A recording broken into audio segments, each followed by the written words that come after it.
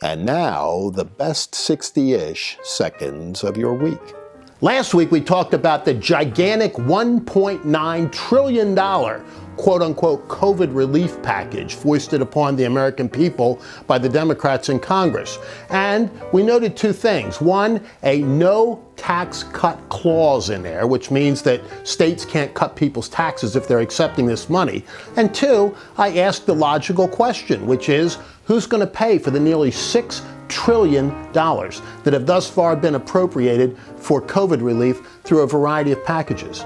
And I suggested that, at least in part, it would be our children and our grandchildren, which is troubling enough in and of itself, but there's a part of that that has to be paid in the here and now. And that means tax increases for all.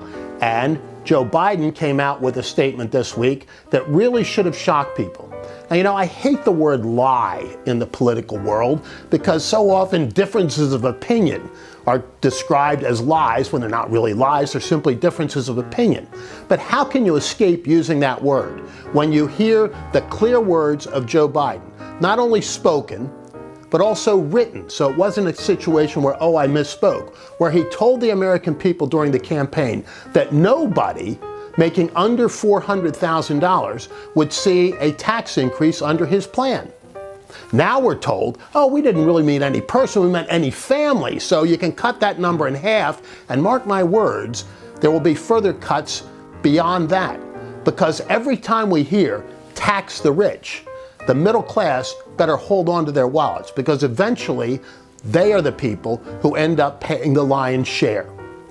And we have additional costs, namely increased inflation and interest rate problems, both of which are now coming into the clear picture and are going to be extended into the future.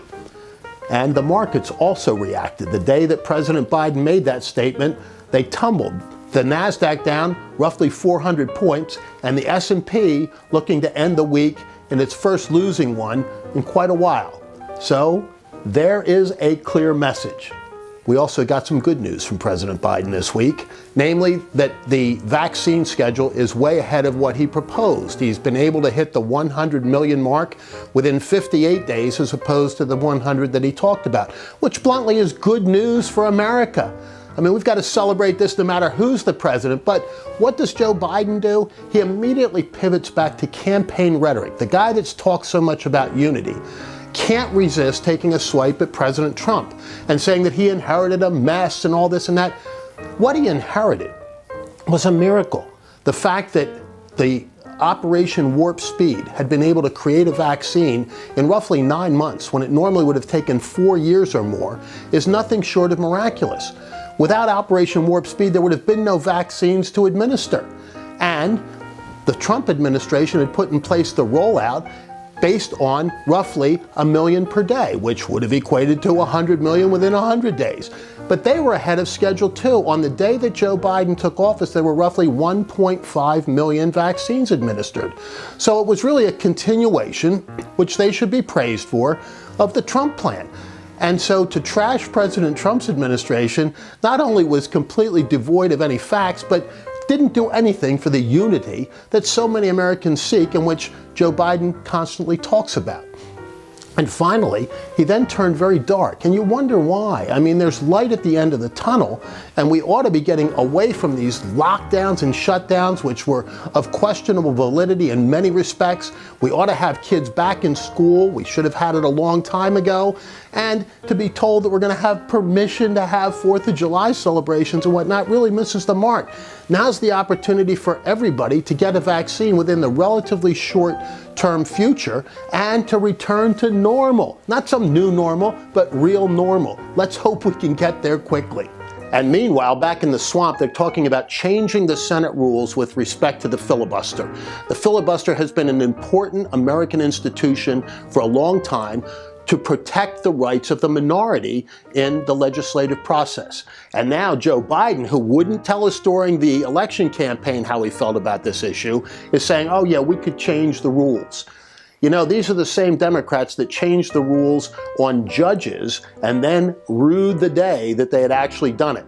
Let's see if they in fact move forward with eliminating the filibuster, if they're so happy about it when the Republicans take control of the Senate. And meanwhile, Elizabeth Warren, you remember her, is telling us that the filibuster is somehow racist.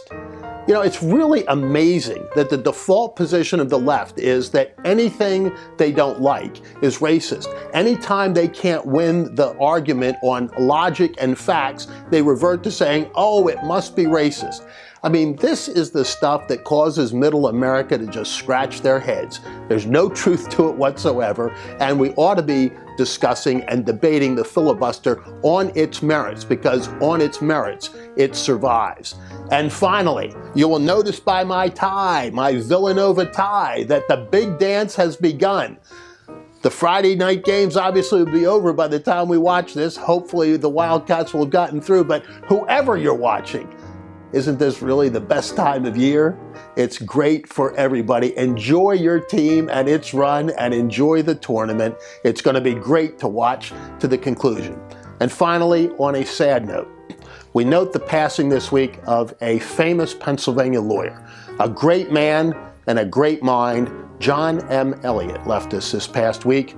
I was privileged to be able to go to his funeral and to stand in line with hundreds, if not thousands, of admirers that he had from across the state, each one of them so well earned, not only for who he was, but for what he gave to my home state, the great Commonwealth of Pennsylvania. John M. Elliott, may you rest in peace and may perpetual light shine upon you. You'll be sorely missed. And for now, that is the best 60-ish seconds of your week.